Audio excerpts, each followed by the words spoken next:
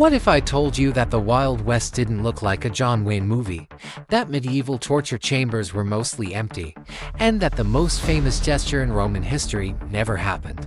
History is written by the victors, but sometimes it's just written by bored people in the 19th century. Welcome to Audit the Myth. Today, we are putting 7 common historical facts on trial. These aren't just mistakes, they are modern inventions that trick the world. Let's start the audit.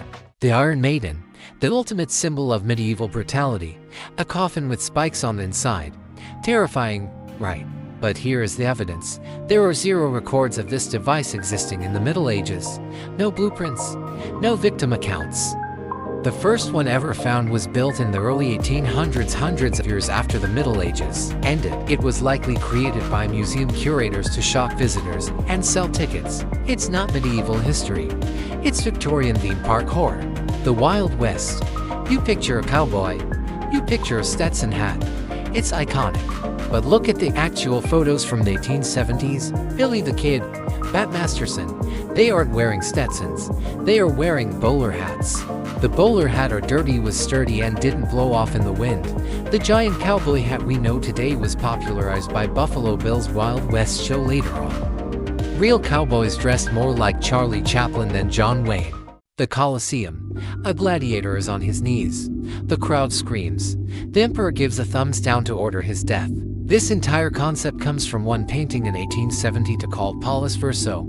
Hollywood loved the painting so much, they adopted it. Roman historians suggest the gesture for mercy was actually compressing the thumb, hiding it inside your fist to symbolize sheathing a sword. Extending the thumb in any direction likely meant let him have it. The movie Gladiator got it backward. The Napoleon complex. The idea that Napoleon conquered Europe to compensate for being tiny.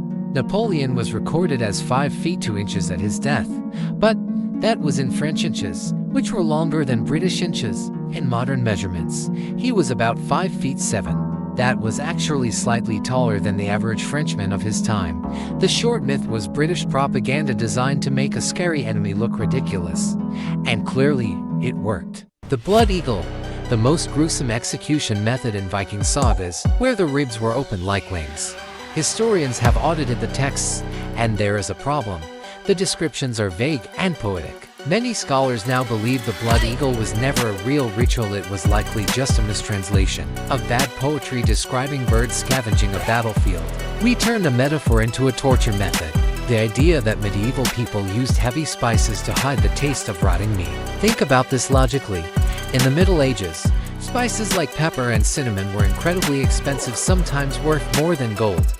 If you could afford spices, you could definitely afford fresh meat. Using expensive spice on bad meat would be like putting truffle oil on a moldy burger today. It makes 0 economic sense. And finally, the black-clad ninja.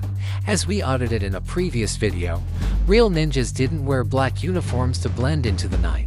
That outfit comes from Japanese theater kabuki, where stagehands wore black to be invisible to the audience.